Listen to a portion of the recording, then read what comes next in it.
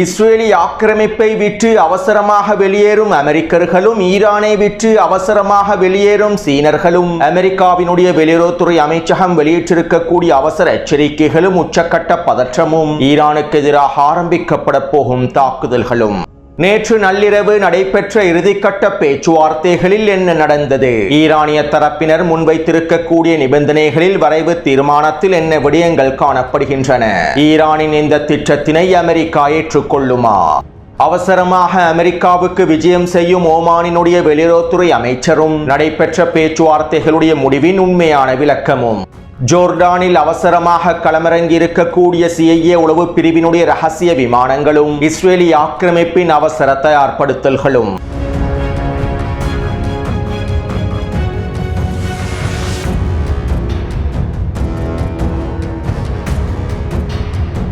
ஈரானின் முக்கிய அணுசக்தி தளங்களான இஸ்ஃபஹான், நட்டான்ஸ், ஃபோர்டோ அணுசக்தி தளங்கள் முழுமையாக நீக்கப்பட வேண்டும். அவை முழுமையாக அழிக்கப்பட்டு இழுத்து மூடப்பட வேண்டும். ஈரானின் கையிருப்பில் இருக்கக்கூடிய 400 கிலோகிராம் செறிவூற்றப்பட்ட யுரேனியத்தினை அமெரிக்காவிடம் ஒப்படைத்து விட வேண்டும் அல்லது இன்னும் ஒரு நாட்டிடம் ஒப்படைத்து விட வேண்டும். ஈரானின் களத்தில் எந்த ஒரு யுரேனியம் செறிவூற்றலும் மேற்கொள்ளப்படக்கூடாது. சில தேவைகளுக்காக ஈரான் அணுசக்தி திறன்களை பயன்படுத்த வேண்டுமாக இருந்தால் இந்த அணுசக்தி திறன்களுக்கு தேவையான அணுமின் நிலையங்களுக்கு தேவையான எரிசக்தியை அமெரிக்காவே முழுமையாக வழங்கும். அமெரிக்காவின் மேற்பார்வைக்கு கீழாலேயே ஈரானினுடைய அணுசக்தி தொழில்நுட்பங்கள் அனைத்தும் கொண்டு வரப்பட வேண்டும் என அமெரிக்கர்கள் முன்வைத்திருக்கக்கூடிய நிபந்தனைகளில் குறிப்பிடப்பட்டிருந்தது. மேலும் இதற்கீடாக நாங்கள் ஈரானுக்கு எதிரான தாக்குதல்களை மேற்கொள்ள மாட்டோம் என்றும் ஈரானுக்கு எதிராக விதிக்கப்பட்டிருக்கக்கூடிய சில பொருளாதார தடைகளை மாத்திரம் வரையறுக்கப்பட்ட பொருளாதார தடைகளை மாத்திரம் நீக்குவோம் என்றும் அமெரிக்கர்கள் குறிப்பிட்டிருந்தார்கள். நேற்றைய தினம் ஜெனீவாவில் ஆரம்பிக்கப்பட்ட பேச்சுவார்த்தைகளில் முதல் 4 மணித்தியாலங்களுக்குள் நடைபெற்ற பேச்சுவார்த்தையின் போது அமெரிக்கர்கள் இந்த நிபந்தனைகளையே முன்வைத்திருந்தார்கள். மேலும் இந்த நிபந்தனைகளுக்கு அமைவாக ஈரான் செயற்பட்டால் மாத்திரமே ஈரானுக்கு எதிரான தாக்குதல்களை ஆரம்பிக்கப் போவதில்லை என்று ஒரு சில பொருளாதார தடைகளை நீக்குவதாகவும் அறிவித்தார்கள். மேலும் இந்த முதல் 4 மணித்தியால பேச்சுவார்த்தைகளின் போது அமெரிக்காவினால் முன்வைக்கப்பட்டிருந்த இந்த நிபந்தனைகளை ஈரான் முழுமையாக நிராகரித்தது. நாங்கள் தான் எங்களுடைய அணுமின் நிலையங்களுக்கு தேவையான எரிசக்தியை உருவாக்குவோம். அணு உலைகளில் பயன்படுத்தக்கூடிய எரிசக்தியை நாங்கள் தான் உருவாக்குவோம். வேறு எந்த ஒரு நாட்டிடம் இருந்தும் எங்களுக்கு தேவையான எங்களுடைய அணுசக்தி திறன்களுக்கு தேவையான எரிசக்தியை நாங்கள் பெற்றுக்கொள்ளப் போவதில்லை. அணுசக்தி திறன்களுக்கு தேவையான எரிசக்திகளை உற்பத்தி செய்வதற்கான எல்லாவிதமான திறன்களும் உரிமைகளும் எங்களிடம் காணப்படுகின்றன.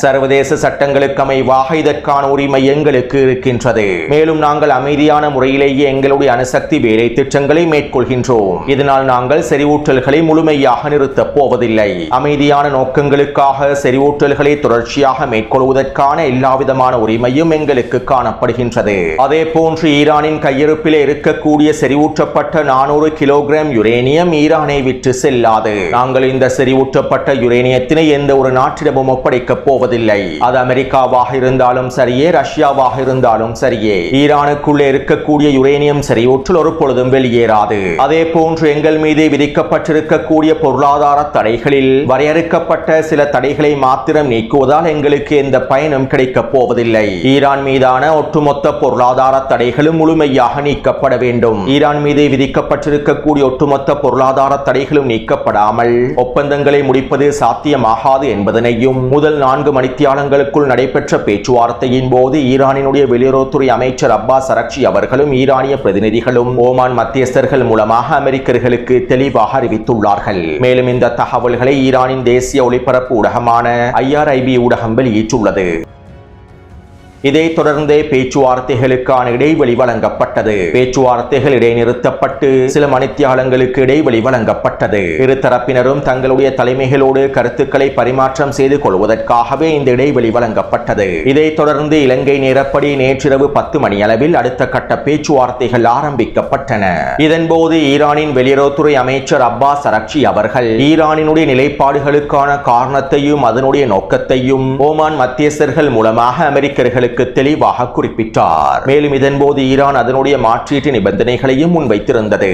அதாவது, நாங்கள் அணு ஆயுதத்தினை உருவாக்கவில்லை என்பதற்கான அனைத்து விதமான ஆதாரங்களையும் உங்களுக்கு வழங்குகின்றோம். நாங்கள் அணு ஆயுதங்களை உருவாக்கப் போவதில்லை என்பதனை நாங்கள் உறுதிப்படுத்துகின்றோம். நாங்கள் அணு ஆயுதங்களை உருவாக்க மாட்டோம், அணு ஆயுதங்களை உருவாக்கவில்லை என்பதனை உறுதிப்படுத்துவதற்கான எல்லா விதமான வேலை திட்டங்களையும் உங்களிடம் சமர்ப்பிக்கின்றோம். மேலும் நாங்கள் அணு ஆயுதங்களை உருவாக்கவில்லை என்பதனை நீங்கள் நம்புவதற்காகவும், நாங்கள் அணு ஆயுதங்களை உருவாக்குவதற்கான வேலை திட்டங்களை முன்னெடுக்கவில்லை என்பதனை நீங்கள் ஏற்றுக்கொள்வதற்காகவும் தற்காலிகமாக யுரேனியம் செறிவூட்டலை நிறுத்துகின்றோம். சில வாரங்களுக்கு அல்லது சில மாதங்களுக்கு மாத்திரமே இந்த செறிவூட்டல் தற்காலிகமாக நிறுத்தப்படும். நாங்கள் அணு ஆயுதங்களை உருவாக்கவில்லை என்பதனை உறுதி செய்வதற்காக மாத்திரமே நாங்கள் இதனை தற்காலிகமாக நிறுத்துகின்றோம். அதே போன்று சர்வதேச அணுசக்தி நிறுவனத்தின் மேற்பார்வைக்கு கீழால், தொழில்நுட்ப வல்லுநர்களுடைய மேற்பார்வைக்கு கீழால் நாங்கள் அணு ஆயுதங்களை உற்பத்தி செய்யவில்லை என்பதனையும் உங்களால் உறுதி செய்து கொள்ள முடியும். இவற்றை உறுதி செய்து கொள்வதற்கான முழுமையான ஆதரவையும் சர்வதேச அணுசக்தி நிறுவனத்திற்கு நாங்கள் வழங்குகின்றோம். இந்த நடவடிக்கைகள் மூலமாக, நாங்கள் வழங்கக்கூடிய ஆதாரங்கள் மூலமாக,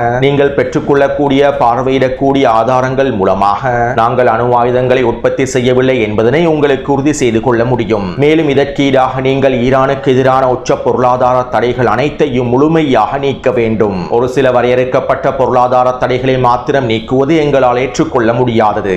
ஈரானுக்கு எதிரான ஒட்டுமொத்த பொருளாதார தடைகளையும் நீங்கள் நீக்க வேண்டும். அதே நேரம் நாங்கள் உங்களுடைய நிபந்தனைகளை ஏற்றுக்கொள்ளப் போவதில்லை. யுரேனியம் செறிவூட்டலை முழுமையாக நிறுத்தப் போவதில்லை. எங்களுடைய கையிருப்பில் இருக்கக்கூடிய 400 கிலோகிராம் யுரேனியத்தினை உங்களிடம் ஒப்படைக்கப் போவதில்லை. 3 அணுசக்தி தளங்களையும் முழுமையாக இழுத்து மூடப் போவதில்லை. இந்த நிபந்தனைகள் எங்களுடைய உரிமைகளை மீறக்கூடியதாகும். இதனால் நாங்கள் இந்த நிபந்தனைகளை ஒரு பொழுதும் ஏற்றுக்கொள்ளப் போவதில்லை. உங்களுக்கு தேவை ஈரான் அணு ஆயுதத்தை உருவாக்க கூடாது என்பது மாத்திரமே. இதனால் நாங்கள் அணு ஆயுதத்தினை உருவாக்க மாட்டோம் என்பதற்கான உத்தரவாதத்தினை மாத்திரம் நாங்கள் வழங்குகின்றோம். உங்களுடைய ஏனைய நிபந்தனைகளை எங்களால் ஏற்றுக்கொள்ளவே முடியாது. உங்களுக்கு எது தேவையோ அதனை உறுதிப்படுத்துவதற்கான வேலை திட்டங்களை மாத்திரமே நாங்கள் மேற்கொள்வோம் என ஈரானினுடைய வெளியுறவுத்துறை அமைச்சர் அப்பாஸ் அரக்சி அவர்கள் நேற்றிரவு நடைபெற்ற பேச்சுவார்த்தைகளின் போது, அடுத்த கட்ட பேச்சுவார்த்தையின் போது தெளிவாக குறிப்பிட்டுள்ளார்.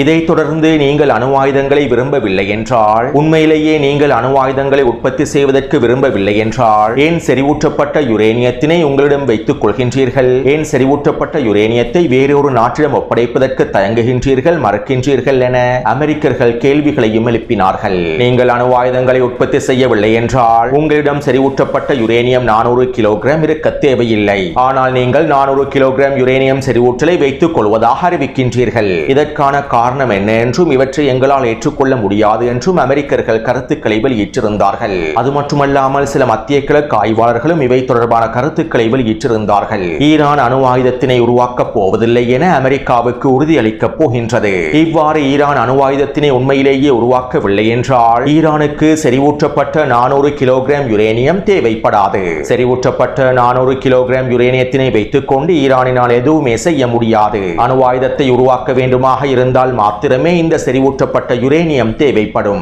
ஆனால் ஈரான் அணு ஆயுதத்தை உருவாக்கவில்லை என்று உறுதி செய்ய போகின்றது. இப்படி இருக்க, ஏன் ஈரான் செறிவூட்டப்பட்ட 400 கிலோகிராம் யுரேனியத்தினை அமெரிக்காவிடம் ஒப்படைப்பதற்கோ அல்லது ரஷ்யாவிடம் ஒப்படைப்பதற்கோ விருப்பத்தினை தெரிவிக்கவில்லை? இந்த செறிவூட்டப்பட்ட 400 கிலோகிராம் யுரேனியத்தினை அமெரிக்காவிடமோ அல்லது ரஷ்யாவிடமோ ஒப்படைத்துவிட்டு ஈரானுக்கு எதிரான பொருளாதார தடைகளை நீக்குவதற்கு ஈரான் முடிவுகளை எடுக்க முடியும் அல்லவா? அணு ஆயுதத்தினை உருவாக்காத இந்த 400 கிலோகிராம் யுரேனியத்தினை ஈரான் வைத்துக் கொண்டு பொருளாதார தடைகளையும் நீக்க முடியாமல் இருப்பது முட்டாள்தனமான விடயம் அல்லவா என சில மத்திய கிழக்கு ஆய்வாளர்களும் கருத்துக்களை வெளியிட்டிருந்தார்கள். சுருக்கமாக குறிப்பிடுவதாக இருந்தால், ஈரான் அணு ஆயுதத்தினை உருவாக்கவில்லை என்றால், ஈரானுக்கு செறிவூட்டப்பட்ட 400 கிலோகிராம் யுரேனியம் தேவைப்படாது. இதனால் இந்த யுரேனியத்தினை வைத்துக் கொள்ளாமல் இதனை அமெரிக்காவிடம் ஒப்படைத்துவிட்டு ஈரான் மீதான பொருளாதார தடைகளை நீக்கிக் கொள்ளலாம் என்று குறிப்பிட்டிருந்தார்கள். உண்மையில் ஈரான் அணு ஆயுதத்தினை உருவாக்கவில்லை என்றால், ஈரானுக்கு செறிவூட்டப்பட்ட 400 கிலோகிராம் யுரேனியம் தேவைப்படாது.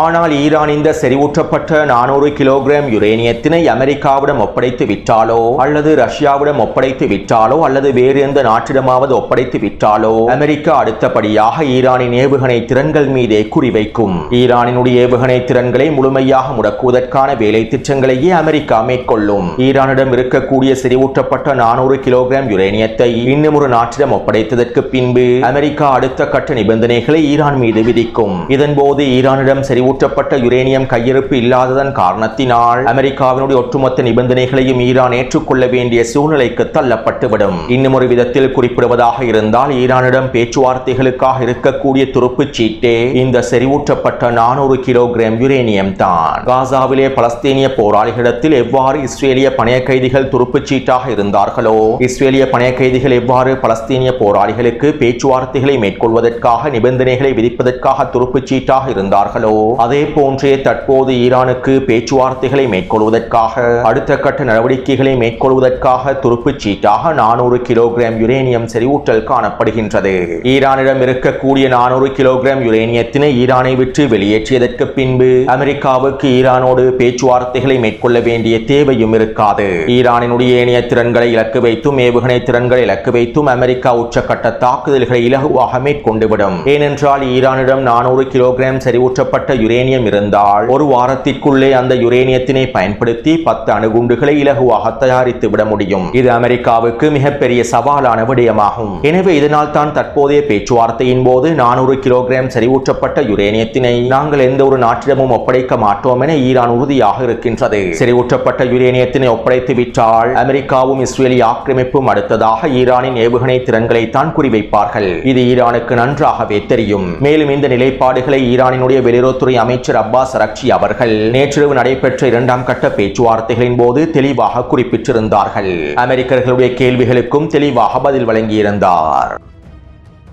அத்தோடு நேற்றிரவு இந்த பேச்சுவார்த்தைகள் கிட்டத்தட்ட 2 மணித்தியாலங்களுக்கு மேலாக நடைபெற்றன.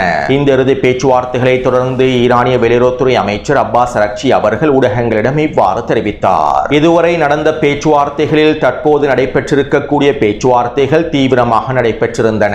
எங்களுடைய கோரிக்கைகளையும் திட்ட வரைபடத்தையும் நிபந்தனைகளையும் அமெரிக்கர்களிடத்தில் நாங்கள் தெளிவாக முன்வைத்துள்ளோம். மேலும் இவை தொடர்பான விரிவான விவாதங்களை மேற்கொள்வதற்கு தொழில்நுட்ப குழுவானது அடுத்த வாரம் திங்கட்கிழமை கூட உள்ளது. வியன்னாவில் தொழில்நுட்ப குழுக்கள் கூடி இவை தொடர்பான அடுத்த கட்ட பேச்சுவார்த்தைகளை மேற்கொள்வார்கள். மேலும் இந்த பேச்சுவார்த்தையின் போது சில விடயங்களில் நாங்கள் உடன்பட்டோம். மேலும் சில விடயங்களில் முரண்பாடுகளும் இருக்கின்றன. வருகின்ற திங்கட்கிழமை தொழில்நுட்ப குழுவினுடைய பேச்சுவார்த்தைகளுக்கு பின்பே இவை தொடர்பான இறுதி முடிவுகளை எடுக்க முடியும் என ஈரானின் வெளியுறவுத்துறை அமைச்சர் அப்பாஸ் அரக்சி அவர்கள் தெரிவித்தார். எனவே ஈரான் அதனுடைய நிலைப்பாடுகளை தெளிவாக முன்வைத்துள்ளது. அணு ஆயுதத்தினை நாங்கள் உருவாக்க மாட்டோம் என்பதற்கான முழுமையான ஆதாரங்களையும் உத்தரவாதங்களையும் வழங்குவதற்கு நாங்கள் தயாராக இருக்கின்றோம். இதற்கான வேலை திட்டங்களை உள்ளடக்கியிருக்கக்கூடிய முன்மொழிவுகளையே சமர்ப்பித்துள்ளோம். மேலும் நீங்கள் நம்புவதற்காக ஏற்றுக்கொள்வதற்காக செறிவூட்டல்களை தற்காலிகமாகவும் நிறுத்துகின்றோம். அதே நேரம் இதற்கு ஈடாக நீங்கள் ஈரானுக்கு எதிரான உச்ச பொருளாதார தடைகள் அனைத்தையும் முழுமையாக நீக்க வேண்டும் என்கின்ற ஒரு திட்ட வரைபடத்தை ஈரானிய வெளியுறவுத்துறை அமைச்சர் தெளிவாக முன்வைத்துள்ளார். மேலும் இதனுடைய அடுத்த கட்ட பேச்சுவார்த்தைகள் வருகின்ற திங்கட்கிழமை வியன்னாவில் நடைபெறும் என தெரிவிக்கப்பட்டுள்ளது. இதுதான் இந்த பேச்சுவார்த்தை முடிவினுடைய சாராம்சமாகும். அத்தோடு ஈரானினுடைய இந்த நிபந்தனைகளையும் உறுதிமொழிகளையும் அமெரிக்கா ஏற்றுக்கொள்ளுமா என்பது மிகப்பெரிய கேள்விக்குறியே. அமெரிக்கா ஈரான் இஸ்லாமிய குடியரசை முழுமையாக சிதைப்பதற்கே விரும்புகின்றது. ஈரானுக்குள் ஆட்சி மாற்றத்தினை ஏற்படுத்துவதற்கே விரும்புகின்றது. ஈரானின் ஏவுகணை திறன்களை முழுமையாக முடக்குவதற்கே விரும்புகின்றது. மேலும் இதற்கு மத்தியில் யுரேனியம் கையிருப்பை ஈரானில் வைத்துக் கொண்டு ஈரானோடு ஒப்பந்தத்தை மேற்கொள்வதற்கு அமெரிக்கா ஒருபொழுதும் விரும்பாது. அமெரிக்காவை ஈரான் எவ்வளவு நம்பவில்லையோ அதே போன்று ஈரானையும் அமெரிக்கா நம்புவதில்லை. இது ஈரானுக்கும் நன்றாகவே தெரியும். இதனால் தான் ஈரானிய தரப்பினர்கள் முழுநீள போருக்கு தயாராக இருக்கின்றார்கள். அத்தோடு இன்றைய தினம் ஓமானிய வெளியுறவுத்துறை அமைச்சர் அவசரமாக அமெரிக்காவுக்கு விஜயம் செய்கின்றார். அமெரிக்காவின் துணை ஜனாதிபதி ஜேடி வான்ஸையும் மார்க்கோ ரூபியோவையும் சந்தித்து கலந்துரையாடல்களை மேற்கொள்ளப் போகின்றார். ஈரானுடனான போரை தவிர்க்கும் நோக்கத்தோடு இந்த முயற்சிகளை மேற்கொண்டிருப்பதாக தெரிவிக்கப்படுகின்றது.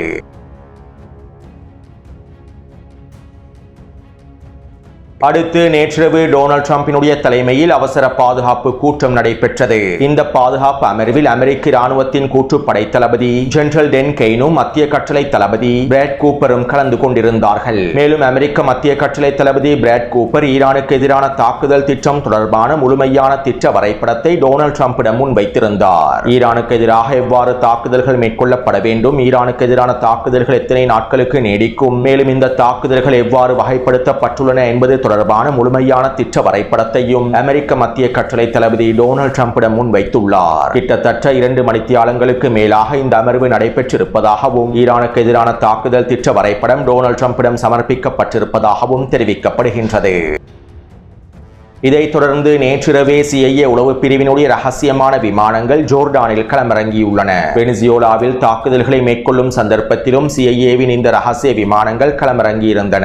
தற்போது ஈரானுக்கு எதிரான தாக்குதல் திட்டங்களை நடைமுறைப்படுத்தக்கூடிய மிக முக்கியமான இராணுவ தளமாக ஜோர்டானிய இராணுவ தளம் காணப்படுகின்றது. ஈரானுக்குள்ளே உள்நாட்டு போரை ஏற்படுத்துவதற்கும் பிரிவினைவாதிகள் பயங்கரவாதிகளுடைய தாக்குதல்களை அதிகப்படுத்துவதற்கும் எவ்வாறு ஐக்கிய அரபு அமீரகத்தினுடைய ஒருங்கிணைப்பு மையம் முக்கிய தளமாக காணப்படுகின்றதோ அதே போன்ற ஈரானுக்கு எதிரான தாக்குதல்களை நடைமுறைப்படுத்துவதற்கு ஜோர்டானிய அமெரிக்க இராணுவ கட்டளை தளம் மிக முக்கியமான ஒருங்கிணைப்பு மையமாக செயற்படுகின்றது.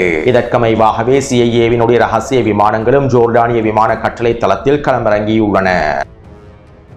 அடுத்து இன்று மாலை அமெரிக்காவின் வெளியுறவுத்துறை அமைச்சகம் அவசர எச்சரிக்கைகளை வெளியிட்டது. இஸ்ரேலுக்குள்ளே இருக்கக்கூடிய ஒட்டுமொத்த அமெரிக்கர்களும் முழுமையாக வெளியேறிவிட வேண்டும் என்றும் அமெரிக்க தூதரகத்தில் இருக்கக்கூடியவர்களும் ராஜதந்திரிகளும் அவர்களுடைய குடும்ப உறுப்பினர்களும் 24 மணித்தியாலங்களுக்குள் அவசரமாக வெளியேறிவிட வேண்டும் என்றும் அமெரிக்க வெளியுறவுத்துறை அமைச்சகமானது அவசர எச்சரிக்கைகளை வெளியிட்டிருந்தது.